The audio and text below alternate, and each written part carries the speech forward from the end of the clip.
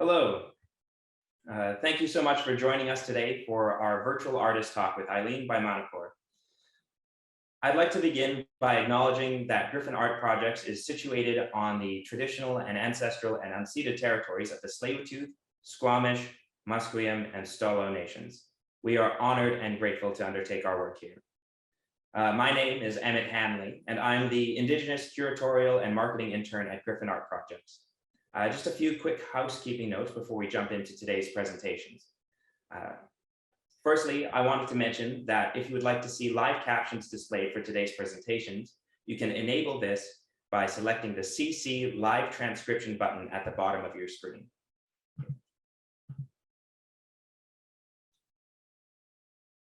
I also wanted to mention that if you are experiencing any technical issues with the Zoom interface, we will also be live streaming today's event on the Griffin Art Projects Facebook page so that you can watch it from there as well. And lastly, I'll mention that we are using Zoom's webinar format today, which means that we cannot see or hear you, but do feel free to get in touch using the chat dialog box at the bottom of your screen. There will also be a chance at the end of today's presentation for audience questions.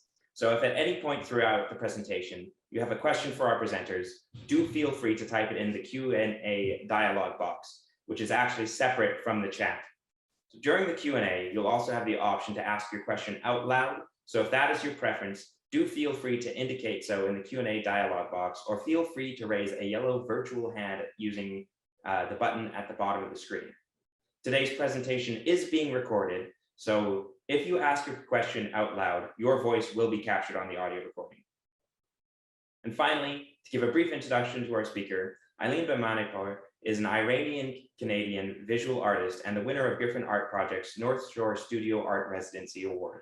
Bahmanipour's art practice is defined through the medium of drawing and the performative aspects of drawing, installation, sculpture, and papermaking as a form of sculpture. Her ideas are currently centered on exploring contemporary forms of iconoclasm. She defines iconoclasm not to reject or negate the image, but to redefine it. So to do that, she challenges the figure-ground relations. She contends that the ground of the image, through the history of image making, has always been suppressed and hidden by the covering image. Her challenging question is, can the iconoclast, by vandalizing the image, give an opportunity to the ground of the image to find a language, to become visible and become part of the image? So without further ado, I pass the mic to you, Aileen. Thank you, Ahmed. Thank you, everyone. It's sharing part of this beautiful sunny day with me in this virtual artist talk and informal studio visit. I also wanted to thank the Griffin Art Projects team and Lisa with all the support and the trust that they have for this project and the opportunity that they gave to me to work in this amazing space. I cheated a little bit and I just take a look at the attendance to make sure to see if there is any, I don't know, people who doesn't know that much about my background are part of this talk. So that helped me to kind of manage my slide and know how far back I need to start my talk. So before any further ado, I would like to share my screen and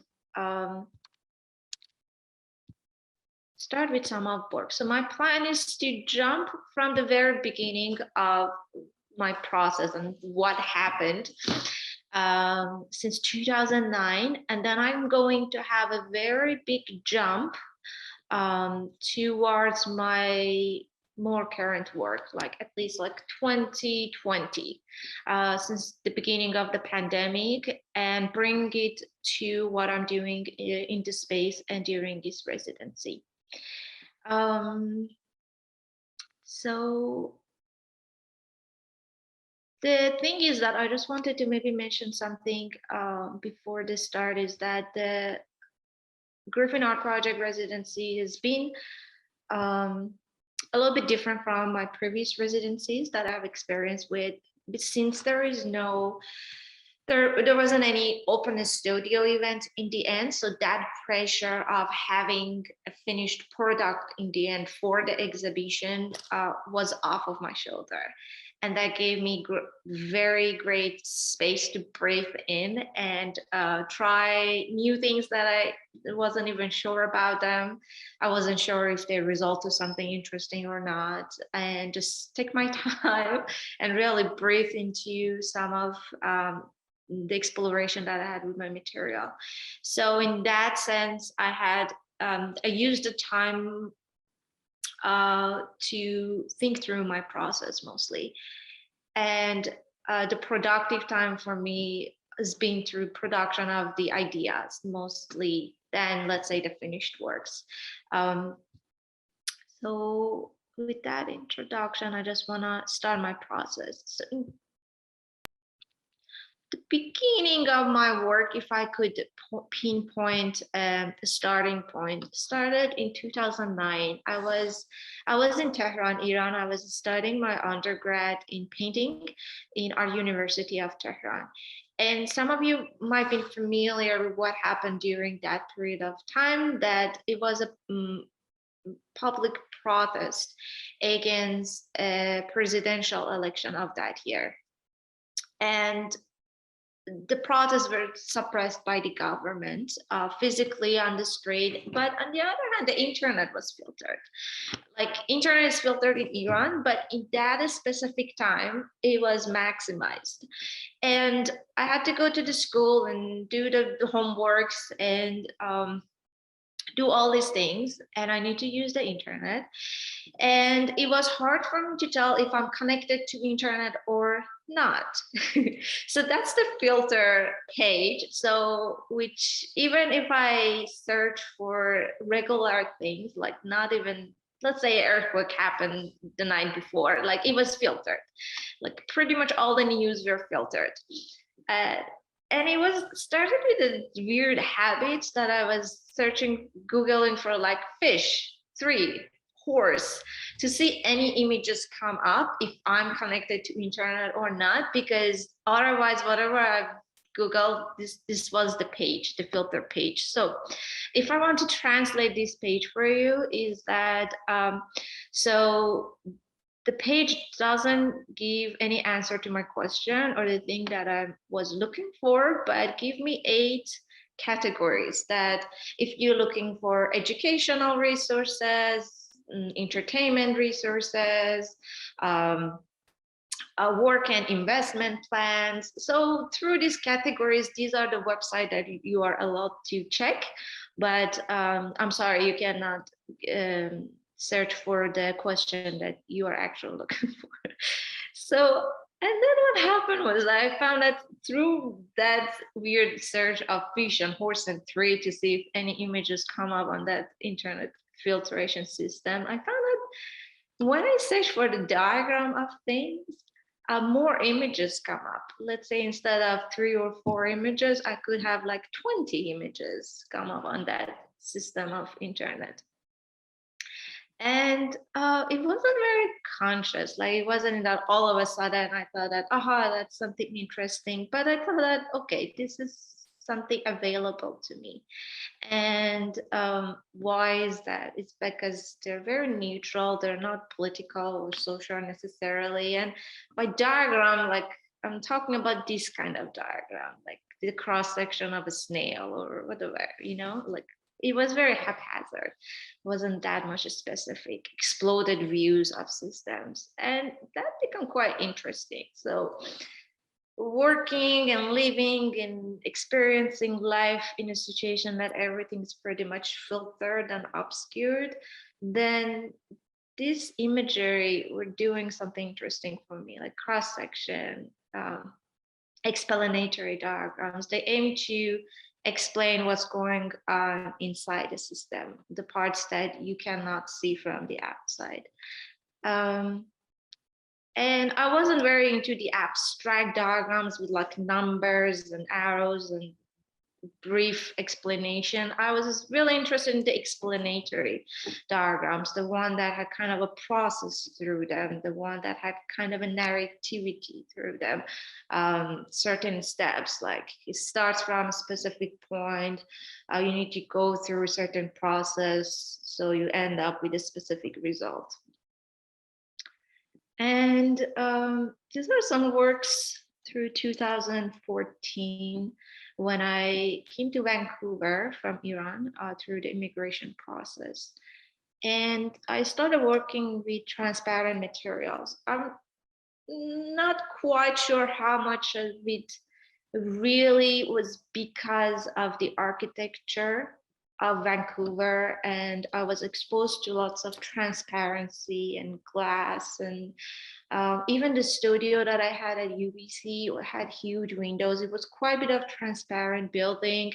Another part of it was I was working in a retail store, and the packaging and unpacking the things and how the customers could trust better on transparent products that they could see through it, or maybe a combination of all of this. And the way that this transparent sheet, the acetate sheets, were also available for me through that art supply store. Maybe all of them, they make it easy for me to start working with this material and see what happens. And I started layering these things. First, I was doing collage, doing the drawing on top, and the drawings were mechanical ones. And then I started deforming it, burning it, isolating some images, and I started folding them. And these are some works during my MFA program at UBC. And I'm gonna show you some specific one because I'm gonna go back to this bio box diagram for another project. So what I did through this process, that I still getting these explanatory diagrams of the machine. I collage them, montage them, reassemble them to create a new pattern file of a system that is not functional. It's steaming or leaking, it's about to explode, it doesn't work, but it's continuing to work. But all it has to do is to keep itself alive. It's just for its own survival, but it doesn't produce anything useful. And the BioBox, it's not very clear, but it's a pattern file for an incubator for human babies. It has an arm that it tries to feed itself with the milk, but the milk is leaking and it's not functioning. So another, and I started kind of numbering these BioBoxes. So there was a certain notion of design through those years. So I'm designing a machine, which is not working, and I'm folding it, and I don't let you to see it, or you can see some part of it. And for the final exhibition, I attached all these, stitched together all the drawings that I had during these 2 years and crumpled them and just left it there. And that's another image. In my research for collection and selection, collection of these diagrams, well, based on day to day, like I had this question from people a lot that, okay, what kind of question you are asking internet? How are you getting this? What's the logic behind collecting these diagrams? And it was really, as I said, during that time, it was really based on things that happened for me. For example, if I feeling not very good that day, I have certain symptoms, I Googled for what's going on in my body, and let's say if I could get some information about certain diseases, or I wanted to know how to make a bread, or if I heard interesting news and I search about it. And another thing is that also the algorithm of the internet, it's kind of built up, especially after my migration to Vancouver, and when I used like the platform of internet in North America, that feedback loop of my search history and what the internet or the algorithms offered to me was quite interesting to me, because I didn't have that experience in Iran. It wasn't like that. But yeah, it's that feedback loop was interesting. It wasn't very intentional as a one specific question for that time. It was during 2 years, whatever I had to search for diagrams, I collected them. Some details. I want to jump just for the sake of time and come back to slide number 49. And then if we have time, we can go back to some of these works. After my MFA, I went to a residency with the same project about working with these diagrams, but my question was very specific and my searches was specific for specific diagrams. And then I had a conversation with a friend there, and she was saying, why don't you make the machines? And so that I don't know how to make these machines. So after that experience, I came back and I was thinking about maybe I could make some of these machines that I have these imaginary pattern files for them. And by accident, I found this incubator on Craigslist. And I could have it in my studio. And referring to that drawing that I have since 2017 of the biobox of that incubator that tries to feed itself, I wanted to know if I can make that. So I give it a very smart arm, which is a robotic arm, and try to give it a little small milk bottle. And I ended up showing this work in my friend Satara Yasan's place. She had this one of these very old style greenhouses inside her place, and she turned it out into exhibitionary space called Glass Projects. And it was the last year summer that she invited me if I wanted to do something in her space. And I thought that, great, I want to show this work in your space. So the project, Satara's project space was Glass Projects, and Biobox was inside of that. And I don't know, it was interesting relationship with the pandemic and the isolation and the hygiene and the cleaning and all this plexiglass sheets everywhere when you go out. And I want to show this video.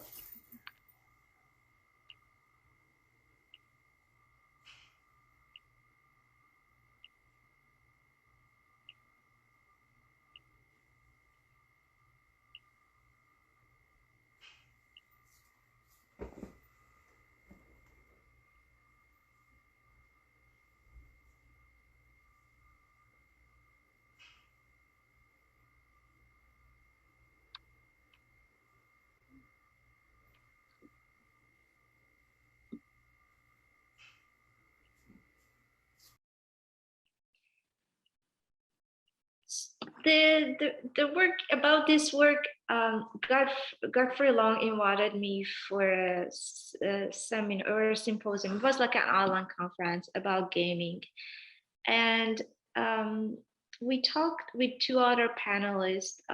We talked about the idea of the coding and the systems and the gaming, all this stuff. And just maybe in the last 30 seconds of our talk, Ashley, the moderator and the host of that talk, brought up this question about, I guess it was initially my question for the group, that how you decide your work to end, like what's the stop point when you decide that this work is finished and that's the end point of it.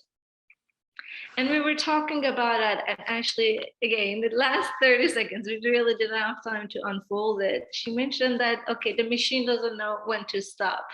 This is human that need to program when to stop, and how this decision-making and this perpetual working of the machine could impact the human body.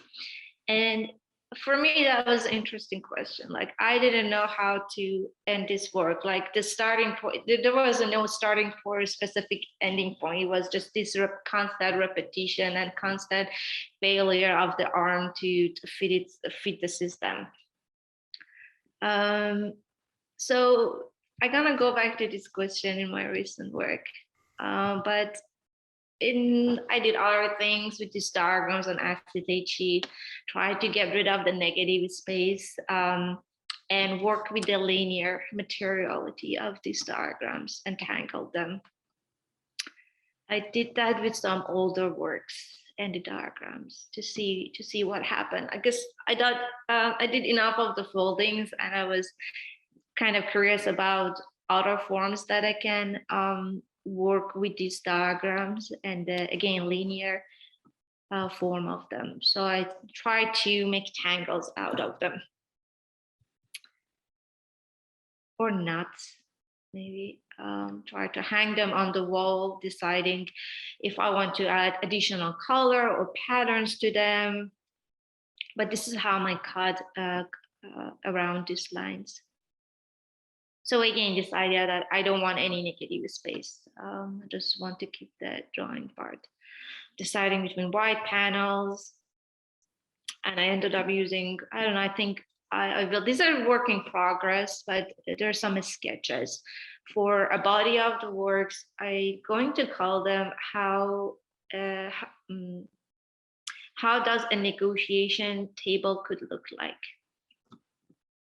So the diagrams are imaginary kind of diagrams of missiles. So this is before me cutting around them and kind of install them. And this is another one. So I was working on this project, still is not finished.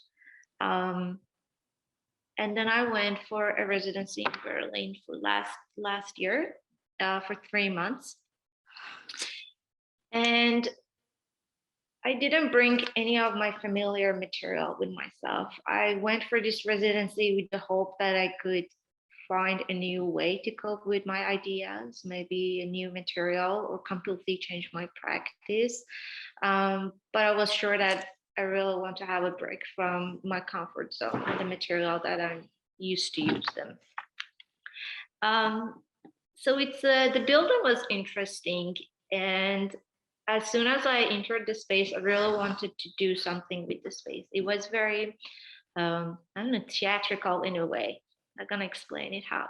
So they had this window display on part of them. There is a second of the exact window display for the building next to it, which is the school. And they put their, I don't know, programs, new books, and other things that they need to inform their parents or the students about it. They put it there. And this residency building, they make an exhibitionary space out of this window. And the building itself used to be a school before the war, and after the war, they repurposed it as an artisan center and a residency place. Anyway, so the back of this space opens up to the backyard, so we could install things together. But since I didn't have that much material with me, and I didn't have also that much, like, I don't know, idea for a project and stuff, I really wanted to do something that the space make the work for me. So for this project, I asked if I could go behind this window every day for the duration of 1 week and trace what I could see from the other side, which was a street, for half an hour, and kind of accumulate these tracings. So I was thinking about this idea of like documentation, camera tracing, mapping, the work, artistic labor, and all these things pretty much at the same time without having a specific kind of resolved answer. But the process was quite interesting. I wasn't thinking about the performance initially, but it became quite a bit of performative work. I was thinking about like a time-based drawing and what that could mean to me. Again, like thinking about when I should stop or what could define the end of my project or process. That was I think interesting for me because I had 1 week time and that was it. So, and in the end of the week, I just erased everything. But it was quite interesting, the interaction that I had with the people on the street and the things that I could and I could not trace.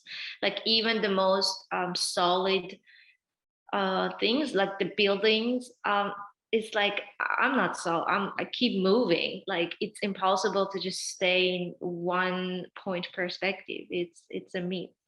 So first it was more convenient for me to trace those, and then as the time was going, I wanted to like have a specific challenge for myself for every day. That okay, today I want to just trace the things in the move, the cars. There was lots of bikes and stuff. So as I went through the week, the mark making became more and more abstract. It was just maybe some lines because I wanted to trace the car that was passing by very fast. Another project with this space was this site-specific installation, which I had this question about again, when I have to stop the drawing as a verb and as a noun. So I'm gonna talk about this project as well. The place where it was very close to a church and lots of other churches, and the sound was very present at that place, like constant notification about the time, which didn't have that much of an importance to me at least. And then the certain days and stuff. So this kind of constant notification was interesting for me. And then I was keep thinking about the bell, the church bell itself as a machine, that it's a room and a space and it has its own architecture in its side, and for it to work it needs to have distance and gap from other spaces around itself. It needs to be empty inside. It needs vertical force or pull to be able to move on a horizontal kind of arrow border. So this bell become a present image in my mind and constant notification of it every day. So I was interested, okay, I want to have a bell in the space. And there was no way to have an actual bell there. So I thought that, okay, I'm gonna make it. And I didn't have that much like a sculptural skills and stuff. So I was talking with a friend that time. He was saying that, okay, why don't you like do what the 3D printer does? Like keep repeating one pattern over and over and again, so you'll be able to create a sculpture. So I ended up going with that, with the recycled material of like almost free cardboard that I could find, and just cut circles and glue them on top to be able to create the shape of a bell. And the drawing is a manual of how to ring a bell, which is technically a hand that is pulling a rope over and over and again. And the drawing is long. My studio was on the 3rd floor. So the manual goes all the way up to my studio and goes out of the window and fall from the other side of the building. So in my previous works, I had this notion of like design for a pattern file of a system or a machine that is not functioning. But in this project, maybe it was one of my first experiences that it wasn't that much about the design. It was just one element that I was repeating over and over and again. So more like a pattern. And I thought that, okay, patterns should not be very narrative. because they're just repeating themselves. They don't make any relationship to certain events or time or spaces. But it was interesting for me how even a repetition of one element could have narrativity. It was, in the end, it was kind of also wag for me if the hands is pulling it, if the rope is pulled the body and the arms up, if someone is escaping out of the building, if it's the game that you each side try to pull the rope stronger. So who is pulling who is pulling who, and which part has the more power in a sense. And I make a 2D animation, stop motion animation with that, which I can play it for you.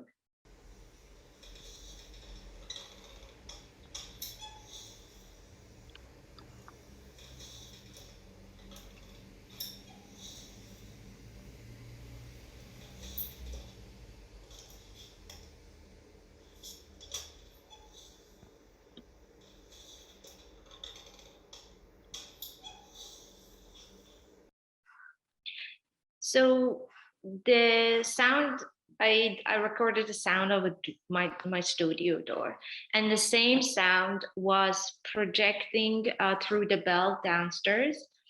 So I didn't want the bell sound like a bell. I wanted to sound something else. And since everything was leaking out from my studio, be it the bell or the manual of how to ring the bell, and I wanted to, maybe same thing could happen to the sound, that the sound of a studio door being open and closed be projected through the bell downstairs. And this video is that there is a piece of glass that I trace the rope that is holding the bell downstairs on it, and the projection is on top of this glass on the wall. That's the other side, when the other side of the manual is falling out from the window. And I just want to play this. I recorded this, I document this piece at 12 p.m. of, I think it was a weekday, so it's maybe be a little bit loud, but this is what I mean by the presence of the sound of a bell every day there.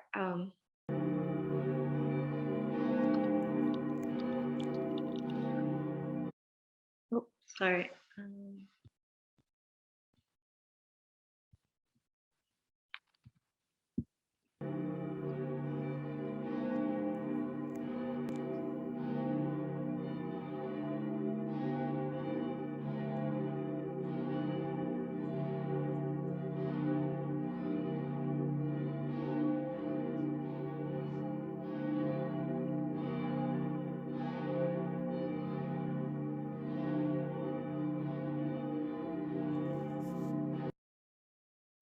So to question of when should I stop the drawing, I know that I want the manual to be quite long, so I just continue this repetitive act of tracing the hand pulling the rope until my roll just finished. So literally I ran out of the material.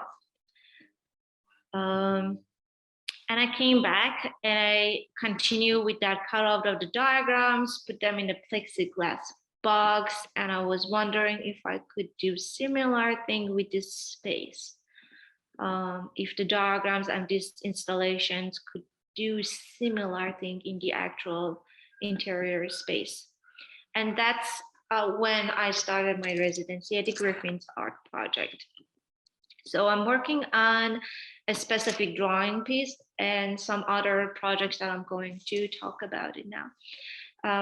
I think it was quite impacted by my experience in that residency place. So I started this drawing.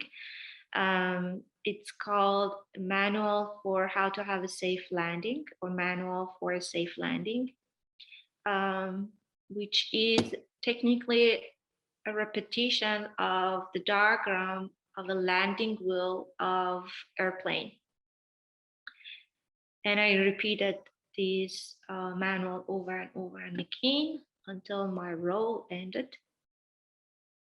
and just give you a sense of the scale of the work.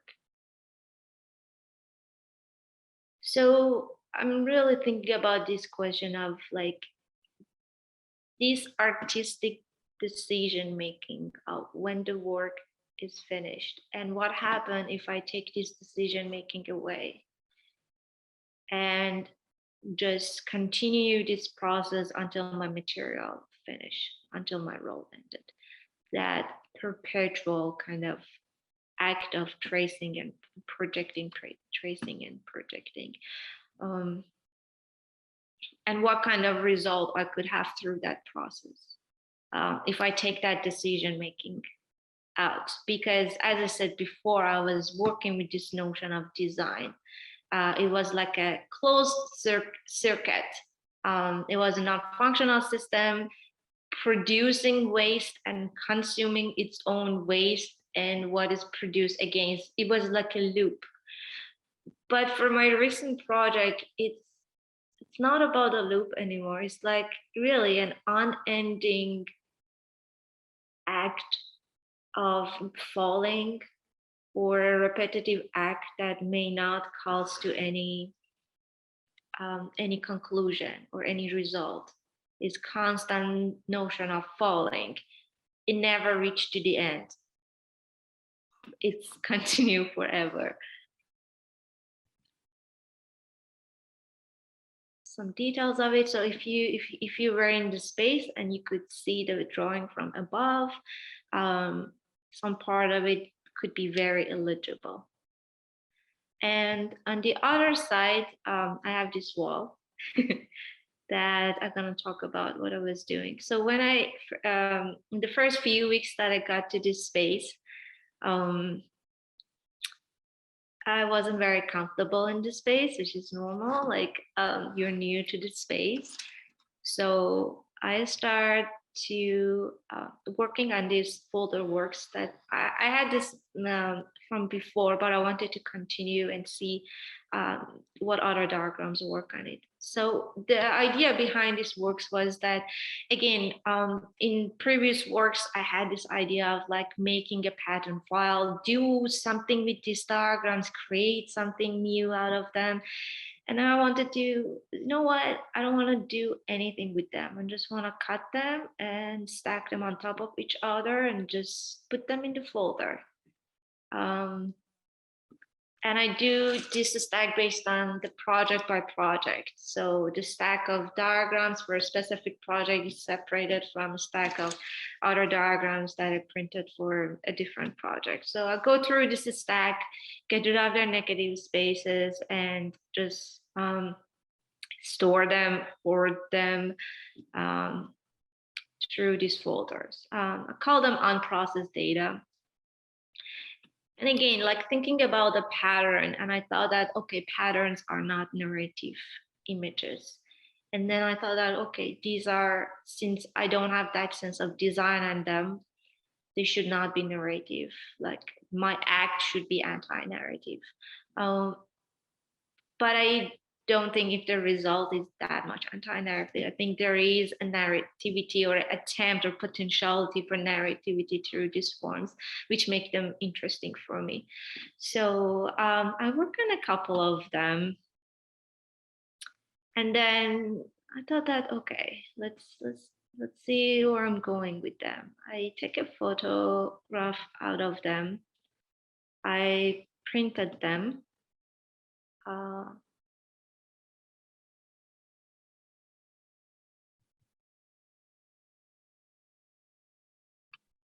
And yeah, it was interesting because kind of in my drawing is doing the same thing. So that layering and stuff. So I started crumbling these diagrams, the prints of them. And so again, this is like my confusion about when is the stopping, when I should stop, when the work is finished. So there's this folder, I take a photo of it, I print it, I fold it, and I'm scanning them again. And I'm curious about, so I'm at this point, like today, I just taped these prints of the scans on my wall.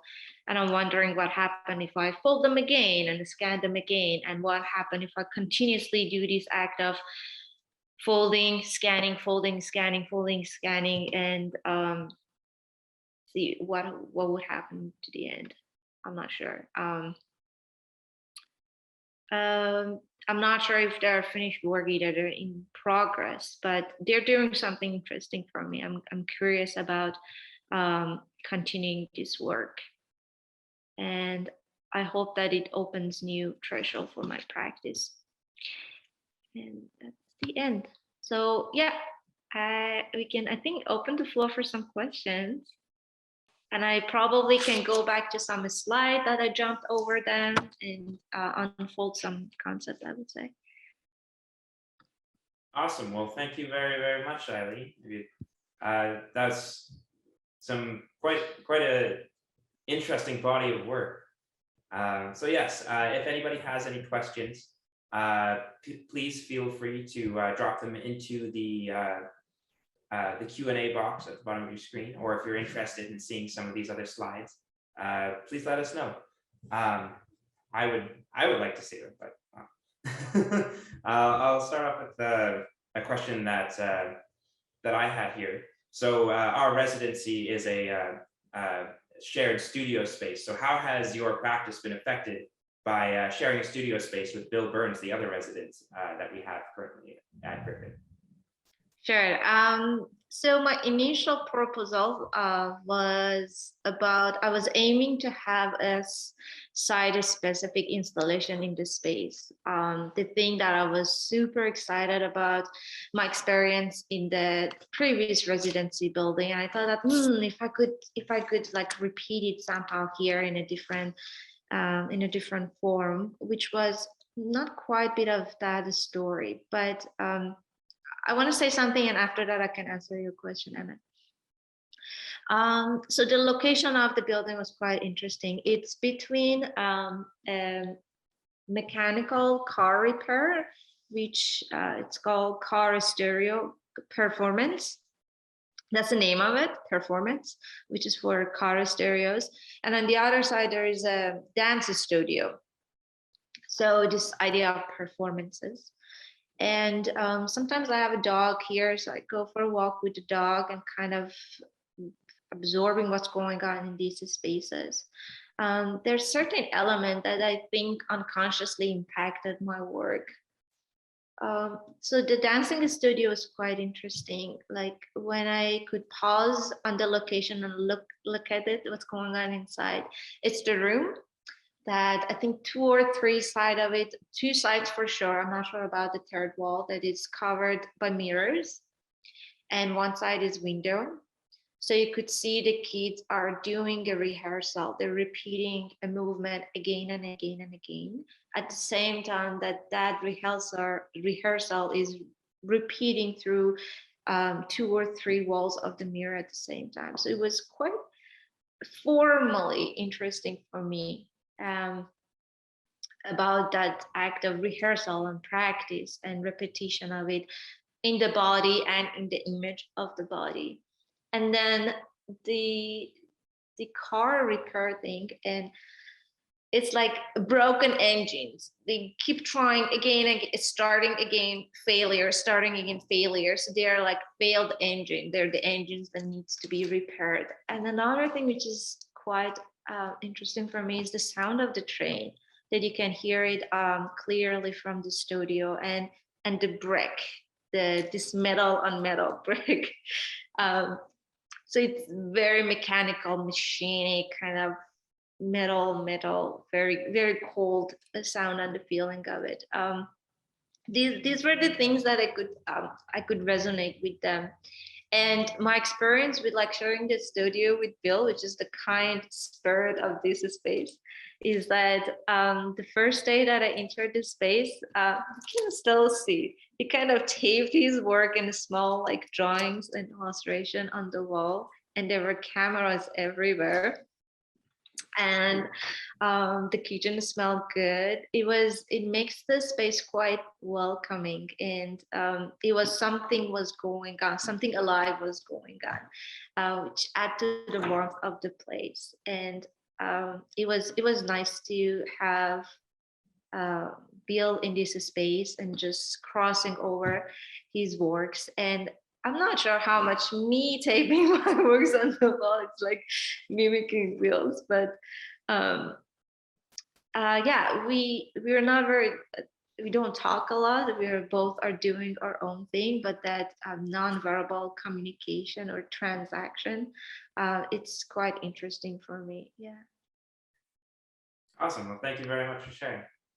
We have one question in the chat box. This says, Aileen, such exciting work. I'm wondering about how you worked on the robotic plan for that earlier work. How did you design its movements and interface? How does that relate to the idea of narrative and non-narrative that you are exploring in your drawings, if it does? Sure. So the idea of the project was through my curiosity that if I can create some of these machines, non-functional machines that I had patent filed for them from years ago by accident. So I had this robotic arm. I needed to program it.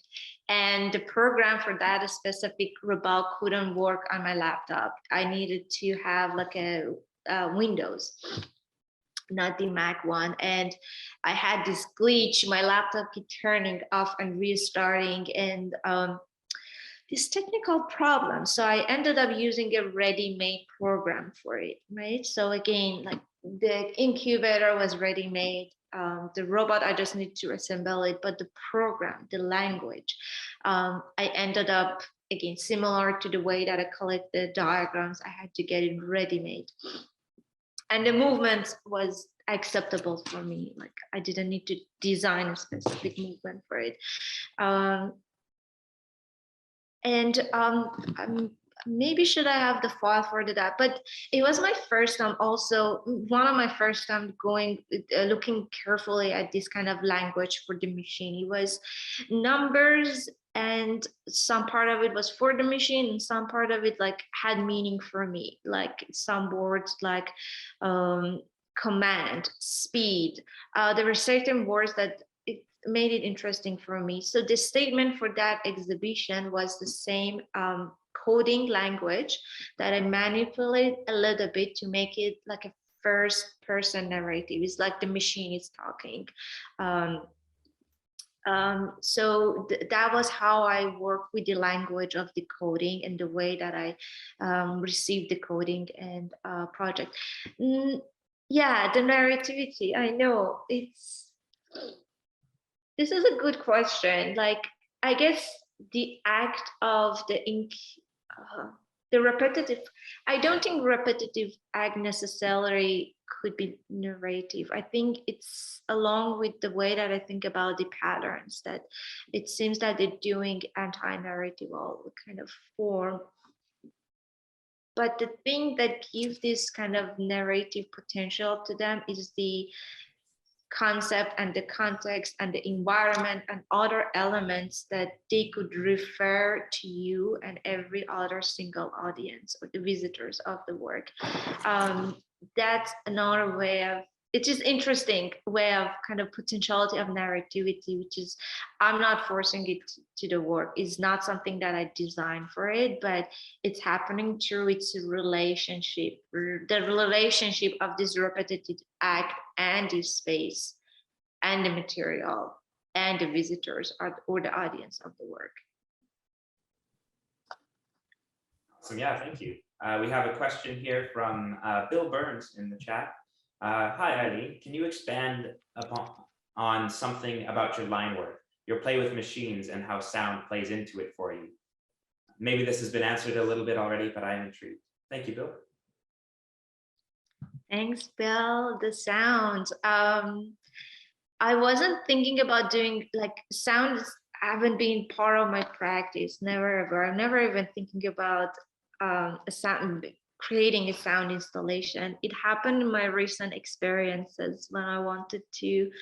Okay, I don't want to do any more designing. I want to like step back and let this space make the work for me. So I kind of explored the agency of this space.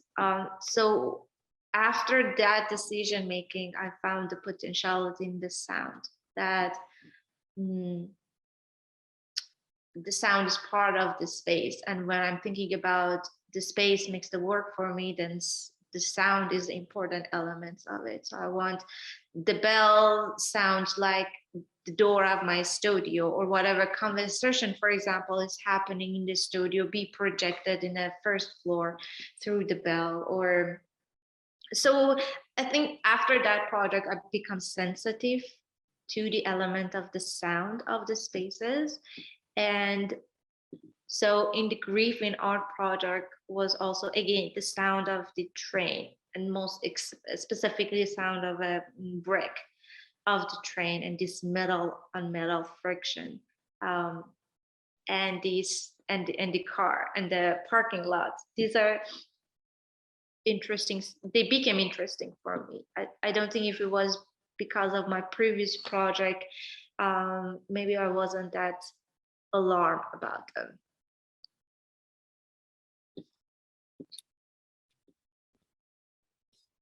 Awesome, thank you. Once again, I'd like to welcome people to drop some more questions in our Q&A box. I have another one here myself. So while you were working on this this window art piece in Berlin, you mentioned that you would, through that, have some interactions with some of the people who would go by. What were some of those interactions like? I'm interested to hear. Sure, it was near a school, as I said. The next door building it was a school. So my first audiences were kids, that they were very curious about what's going on, and they're not shy. They can just come and just stand there and just gaze at you without any movement. So I start tracing them, and then following them were the mothers came, and they could understand what's going on. And after that, it was interesting, mostly people couldn't, it was an awkward interaction, aside from the intimacy that I had with the kids and the parents because of the school near there. But overall, it was quite a bit of awkward. As soon as I have eye contact with random people or passenger, it was awkward for both of us, like, what's going on? And that wasn't something that I counted on it or predicted of it. It was like, okay, who is looking at who? Like, who is the subject? Who is the object? I'm doing the tracing and mapping, but it's like, yeah, it was interesting who is looking at who. And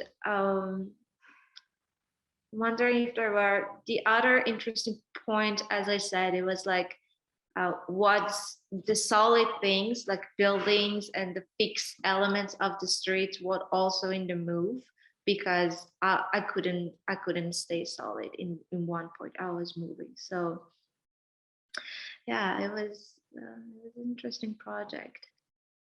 Awesome. Yeah, that sounds really, really interesting. I've got one more question here. For your work that you have been working on here as a part of our studio, Manual for a Safe Landing, how did you decide on the repetition of the image being that of an airplane wheel and brake? I thinking about the catastrophe that happened in 2020 for the airplane, that most of his passengers were Iranian-Canadian people. I haven't lost anyone through my near close circle, but it was very traumatic. And I don't want to make any work as an emotional reaction toward that catastrophe. And I don't think if art is capable to do that. But anyway, the thing I'm thinking about this non-functional system, the systems that what they produce is the waste, and they do that only for their own survival. So a system that pretty much kills its own people for its own sake of survival. And that's part of the problem that I'm following into non-functional system. So the idea of the landing wheel of airplane, I think, is coming from that specific system of defense for a country. So that's the way from that was the reason for my choice of diagrams of the landing wheel of airplane, of how to have a safe landing. But the landing is really never happening in this project. It's like the wheel is like falling, but it never hits the ground. Yeah, and then this notion of falling, constant falling of a drawing, it's happening through so many of my work. It's fragility, vulnerability, this a constant notion of falling. And one of the very impactful texts that involved itself quite a lot into my work is the free fall text by Hitwishteyer. She talks about this notion of free fall as a perspectival point, that everything is falling, but we don't feel it because everyone and everything is falling at the same pace. So we have pseudo concept of stability because everything is falling at the same time. And she talks about in a context that talks about the perspective and the history of perspective and how the classical one-point perspective created and the logic and philosophy behind it. And at that time, I was beginning of my work working with transparency, and it was very fascinating for me. Still, like Hitwishteyer is one of your philosophical and theorician that theorists that has a really strong impact on my work and way of thinking. Awesome. Thank you very much for sharing. So we don't have any other questions at the moment, but if anybody else does have any questions, we'd love to hear them. I think this could be an opportunity for us to see some of those other slides that you had. And if anyone has any other questions that come up through that time, we can answer them. Sure. And then, awesome. Yeah, we can use the time if we want to type some other questions. I think it was keynote. Share. Yeah.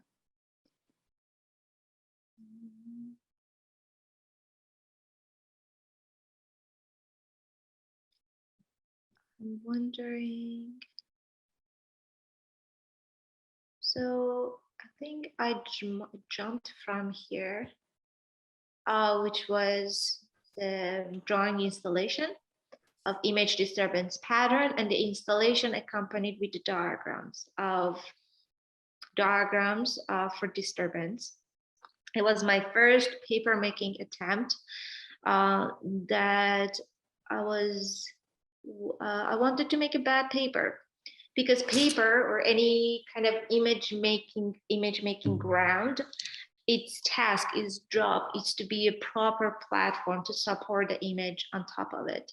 Image or drawing, by image I mean drawing or painting or any mark making, they always kind of cover and suppress the ground of the image. And I was interesting when the regime changes, as historically speaking, or what happening through iconoclasm is that we have a regime change, and the new regime tried to disturb and damage or vandalize what is left from the previous regime.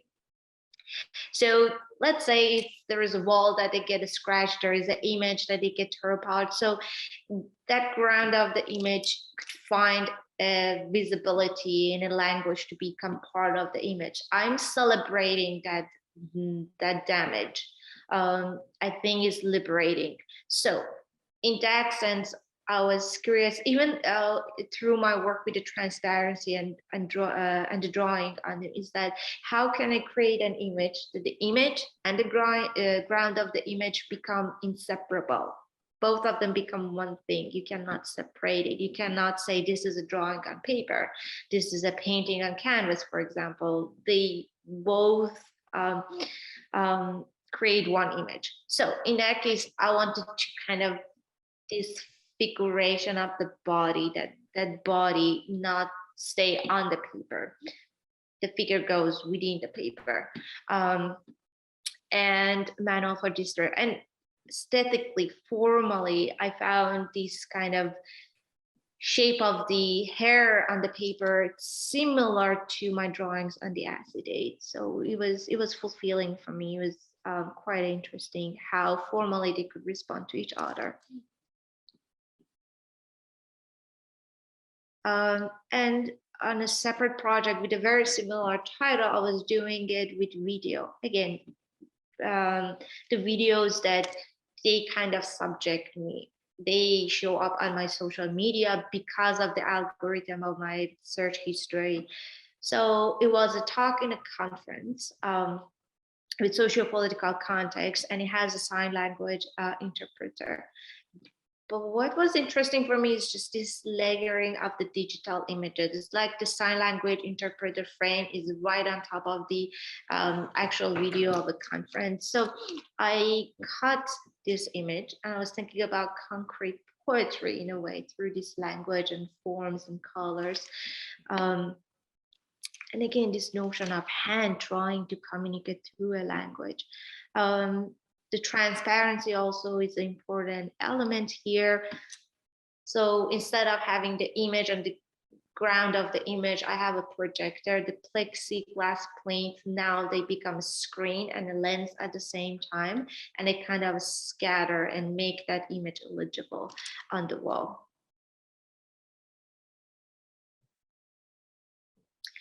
And as I mentioned, after this program, I went for a residency that I talked to a friend that, oh, why don't you make these machines of the diagrams? But the project during that residency was, my aim was to be very specific about the question that I Googled on the internet. So my question for this project, which was I think for 1 month, was to how to invest in Iran. And the date of it, which I found it is important to record the date for this searching question, was in March 2019. So it was the time that the sanction hit economy of Iran quite hard. So when I Googled for the diagrams for how to invest in Iran, so the initial diagrams were the one that shows the currency drop of the country, this and that, and then all of a sudden milling machine diagrams, which is quite interesting for me, like as a machine that could drill through different surfaces. So my interpretation was that maybe it's because of the oil industry of the country. So anyway, I processed these diagrams, rendered them through laser cuts on plexiglass. And I wanted the installation again to have that constant notion of falling. I was thinking about like vomiting or spitting or things that kind of fall off the body. And the installation is quite wobbly. I just put them together. This is not a very fixed installation. Like if someone passed by this, they start to kind of wiggle a little bit and the pieces could fall, and they did, some of them fall, and it was okay. I wanted that happen. So diagrams for how to invest in Iran. Again, these are the milling machine parts. So I had the diagrams of it on acetate sheet, drawing folded. I decided to have a manual for this diagram, manuals for how to invest in Iran, that had multiple chapters. This is the last chapter of it, which become like a video performance. I'm trying to understand the diagrams through the manuals, because that's the job of the manual, but the manual, they're not legible. They're not telling me anything. So I put some pages of them back to the water, make the pulp, and create the last chapter of that diagram right on the acetate sheet, which has the diagrams for how to invest in Iran. And I'll show you the result of them. So these are the chapters of it. So that's the first chapter. So similar process that I had with the pulp and the hair as an inclusion, I did it with folded diagrams. So abaca paper is a semi-transparent material for paper making. So I could do one layer of abaca pulp and then fold this diagram of milling machine and then put the second layer on top and kind of create one paper that the folded diagrams it's within, it is inside the paper.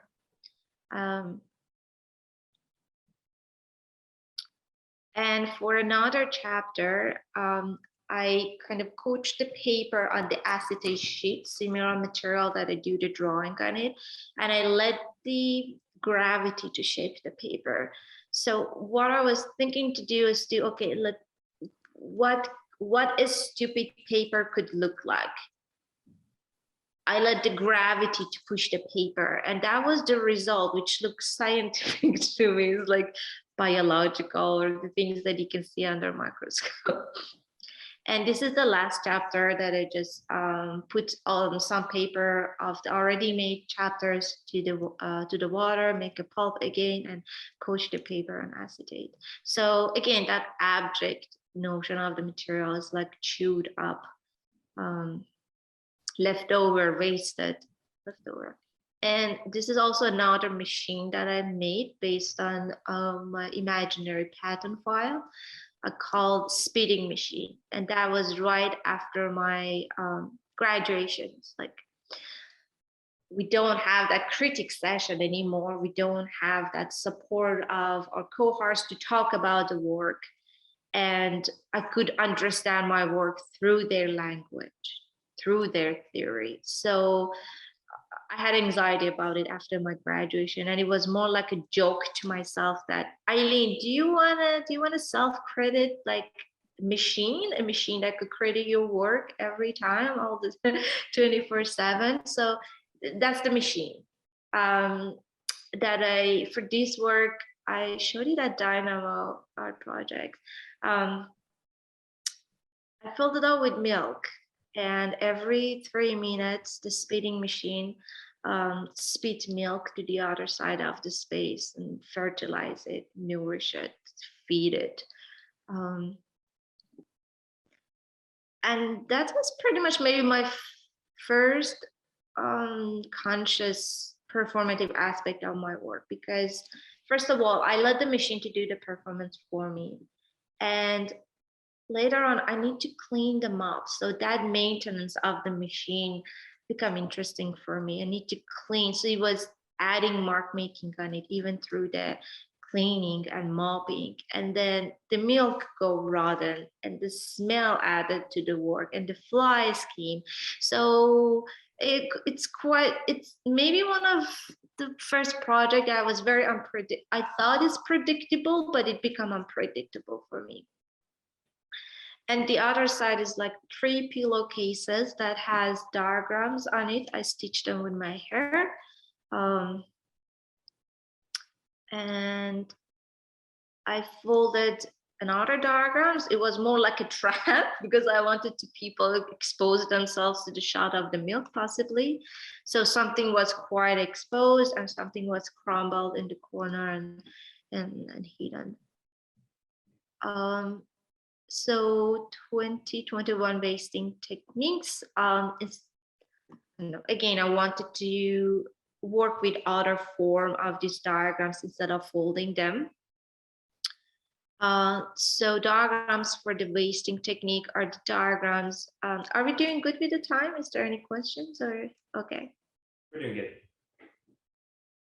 So wasting techniques are the diagrams of industrial machines that are used for taking the raw material off of the ground and earth. So all of them become a pattern file of a non-functional system again. But the installation was quite challenging for me that I used the spitting machine again, this time followed up with the water. The timer is being changed to squirt water only once a day at 12 p.m.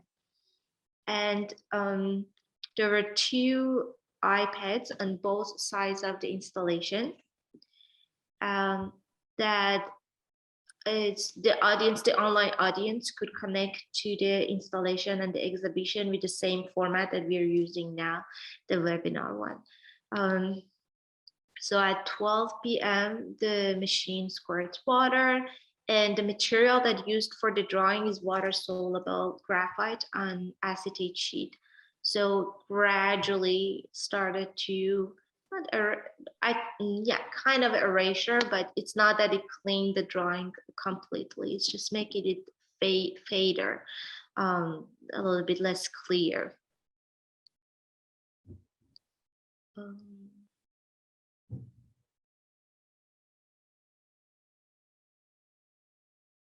So again, like the unpredictable part, because the water, they had a concern that if the water goes on the floor and it could be hazard for people to be in the space, but it wasn't that much, and the water just stayed on the acetate pretty much. So people could come and visit the work in a space, and their voice and their conversation and the way that they talk and interact with the people, with the work, it's literally become part of the work because the online audience could hear them.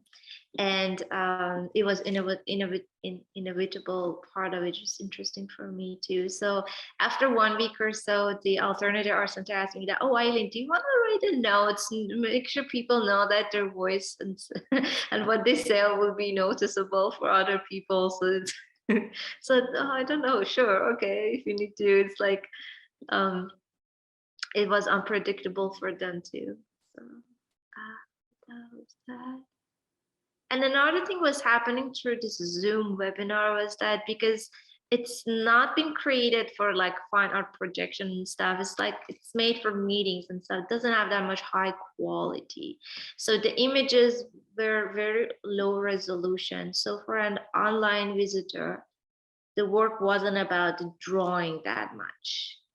It was about like seeing this image for almost entire time of the exhibition, let's say 10 to 4 p.m., for example, that only at 12 p.m. this machine squirt water and just you see some drops. So it's like, again, like this time-based image, what does it mean and how can I work with it? And this system that I had with the Zoom webinar and the iPad, it's kind of archive itself. So it records every day and archived its own process. Which again, like archiving what? Like it's pretty much archiving a still image for an entire like 1 month of exhibition that at 12 p.m. the machine kind of shuts water. That's pretty much, I think these were works that we jumped over them, and I think I covered the works after that pretty much. Oh, awesome. Thank you very much, Aileen. That was yeah, some very, very interesting works, and thank you for sharing that with us. Okay, I think we'll just take a little moment here just in case anybody has any last questions that they're still typing up. If anybody's got anything else they would like to ask, we would just pause for just a moment just to give some time.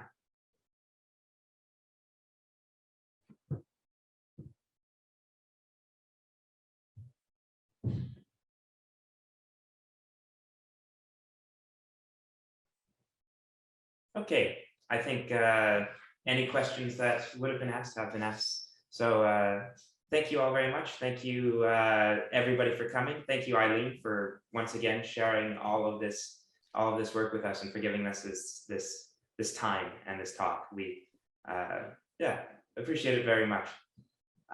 Okay, so just a couple of little housekeeping notes just for the very end here.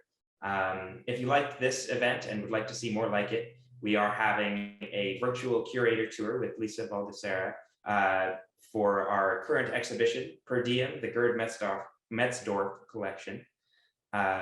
Next Sunday at 1 p.m. if you'd like to sign up for that and witness the virtual tour, you can go to our website, griffinartprojects.ca/events. And also our exhibition, Per Diem, is open now until May 8th, and our gallery is a free admission gallery, so you can just come in as long as you book a time slot online at our website. And we are open on weekends, Friday, Saturday, Sunday from noon until 5. So thank you all very much for coming, and we hope to see you again soon. Thank you, everyone. Thanks for coming. Thank you.